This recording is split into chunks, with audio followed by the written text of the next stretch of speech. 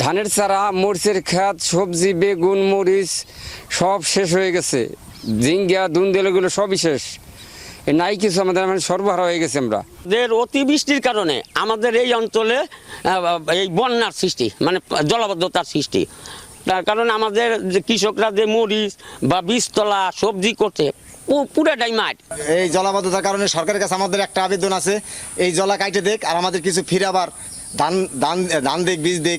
আমাদের বর্তমান মাঠের দণ্ডায়মান মরিচ আছে প্রায় 2300-র মতো, এবং বৃষ্টিতে জলাবদ্ধতা অবস্থায় আছে 10 হেক্টর, এবং অন্যান্য ফসলের মধ্যে আমাদের যে শাকসবজি আছে, শাকসবজি প্রায় 1600 হেক্টর জমিতে শাকসবজি রয়েছে, যার মধ্যে বন্যায় আক্রান্ত হয়েছে প্রায় 43 হেক্টর জমিতে।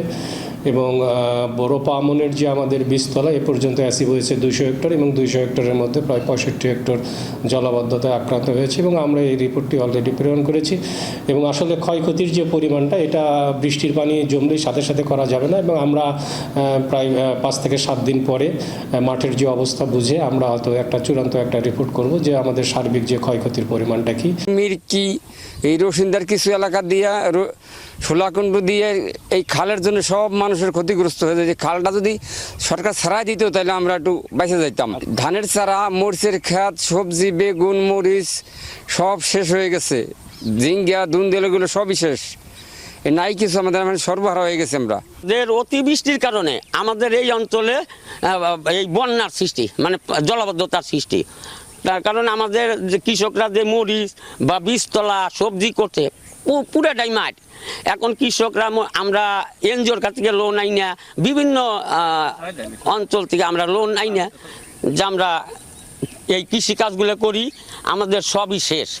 তার কারণ কেবল আমাদের এইগুলা কেবলই আমরা নতুন করে তৈরি করতেছি, এখনই আমরা মার খেয়ে গেলাম। তাহলে আমাদের সরকারের কাছে একটাই আবেদন, হ্যাঁ, বীজতলা মনে আমরা 10 কেজি ধান কিনছি 800 টাকা, 1000 টাকা, এখন দ্বিগুণে কিনতে হবে। তার কারণ ধানের বীজ দোকানে গেলেও বলে যে নাই। মরিচ ক্ষেত তলাই গেছে, শাকসবজি সব তলাই গেছে। এখন যদি সরকার আমাদের না দেয় জলাবদ্ধের কারণে, তাহলে তো আমরা আর পাইতেছি না, আমাদের তো লস। এখন আমাদের কাছে ক্যাশ কাভারি টাকা পয়সাও নাই, এখন আমরা কি করব? এই জলাবদ্ধতার কারণে সরকারের কাছে আমাদের একটা আবেদন আছে, এই জলা কাইটে দেখ আর আমাদের কিছু ফিরাবার ধান দেখ, বীজ দেখ। মরিচ, তারপরে ধানের চারা, সবজি ইত্যাদিও ফসল সব শেষ হয়ে গেছে এই বৃষ্টির কারণে। আর এই বানের কারণে, এই বানটা খোলা থাকলে আমার এই ক্ষতি হইতো না।